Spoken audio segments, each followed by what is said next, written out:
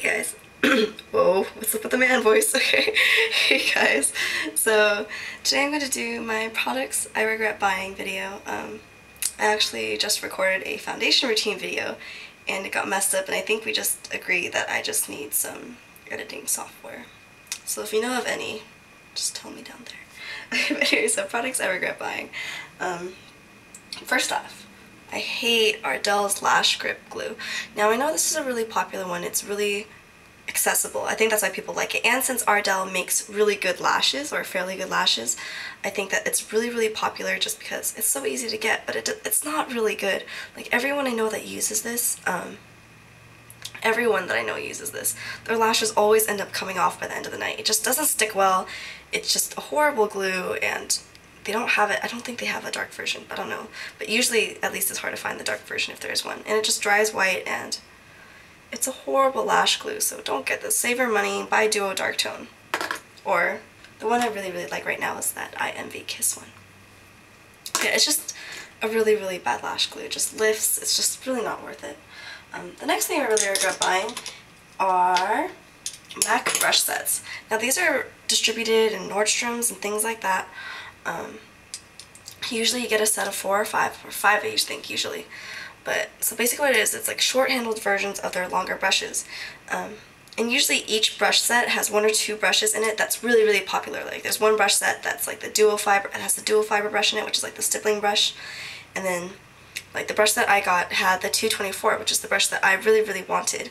And the brush sets are really appealing at first because you buy one brush and you know, it's like one brush already is already $20, $25, or in the case of the dual fiber brush, it's like $50 already, so people are like, oh, I might as well buy the brush set because it's such a better deal. But the truth is, the quality in these are really bad compared to the normal brushes.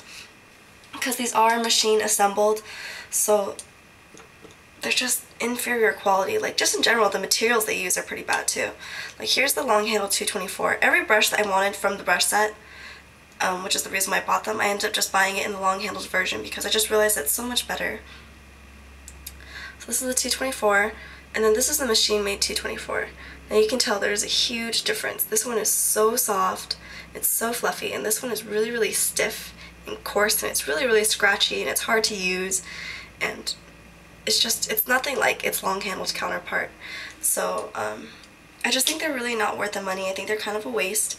If you've ever seen the dual fiber brush that comes in the brush sets, you can even see it's not comparable at all, the quality. So I just think they're really not worth it. Because the brushes that you want in the set, they're just so much better in the long-handled version. So yeah, don't really enjoy MAC brush sets. Alright, so the next thing I regret buying is MAC glitters. Now, they're so pretty and I love them and they're fun. Silver and Reflects Transparent Teal, I have 2, but I've had these for like 3 years and I've used them maybe like once or twice. I think most people will agree that most people can't really wear glitter every day in real life for their makeup. And even if you did wear it every day, the only way you could really use these up is if you like threw this crap all over your face every day, which you probably don't do. Maybe you do, I don't know. But unless you're a makeup artist or someone who likes, like, you know, really kind of like bold makeup, I guess, every day, I think these are really hard to use, and you know, I'd rather buy like a pigment or something. And as I understand it, Coastal Scents like sells like little packets of glitter, which I think are a lot more usable than this, because can you really use this much glitter? Like, seriously, you really can't. So kind of a waste. Okay, the next thing I regret buying is MAC's Black Round Paint Pot. Now this might come as some, like, kind of weird to some of you guys, because if you've been my longtime viewer, then you know this is actually one of the items that I said I couldn't live without a long time ago. And that's because I bought this when I had, like, first started really getting into eyeshadow and things like that, because I'm really into, like, smoky eyes. I don't know if you guys have noticed, but really into smoky eye makeup. So, Black Round Paint Pot is a kind of black little, it's not quite black, it's a little bit lighter than black, pearlescent cream shadow that's really good for a base for like a dark smoky eye, or to darken up any eyeshadow you have. But for someone who doesn't wear eyeshadow every day, it's really hard to use this up. And also, I think I bought it when, like I said, when I first started doing makeup, and when you first start doing makeup, you're really quick to buy anything that you see anyone else use or, you know, someone recommends. And I think if you look at it, if you have a gel liner or like a pencil liner or any of those things, it's essentially the same exact thing, if not better, because gel liners are going to be a little bit more blendable than paint pots.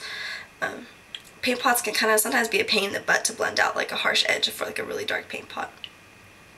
So I think gel liners are a much better substitute, because, at least for this paint pot, because, I mean, if you look at it, like, these are so much more creamy and they're so much easier to use, so I really think it's definitely replaceable. And you don't really need this paint pot. So, sorry if you guys really like this, but not a huge fan. Okay, so the next thing I regret buying is MAC's bronzing powders. Now, I just think, for the most part, I don't know anyone that really does like their bronzing powders. Maybe some people do, but I think for like 98% of people, it just kind of looks like dirt. So I have it in Refined Golden. You can see.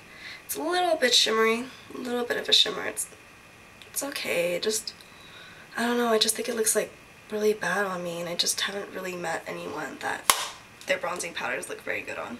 I'm sure a few people it looks good on them, but I think for the most part it's kind of a miss for a lot of people. Okay, so the last thing I regret buying is this Shiseido fine eyeliner, and this really goes for any eyeliner pen that's built like this. So basically what it is it's like you buy like individual cartridges and then you just push down and depress the plunger, and what this does is it releases product into the brush. Now my problem with this is I feel like a lot of the product is wasted, because it just like, it sits in the brush out in the air, so it just dries out really quickly, I would think. And it's like probably not that sanitary, and I just think it dries out so quick it's not really worth it. It's kind of like, it's fun, the novelty is fun, and the novelty is there, but I don't think it's very functional. So it just dries out so quick. You can only use this like a few times before it dries out, I feel like. So it's a fun idea, but it's not a really great product. And I think that's it for now. I actually throw away a lot of the stuff that I regret buying, so that kind of sucks, but oh well. Okay, so that's pretty much it for products I regret buying. And I'll talk to you guys later. Bye.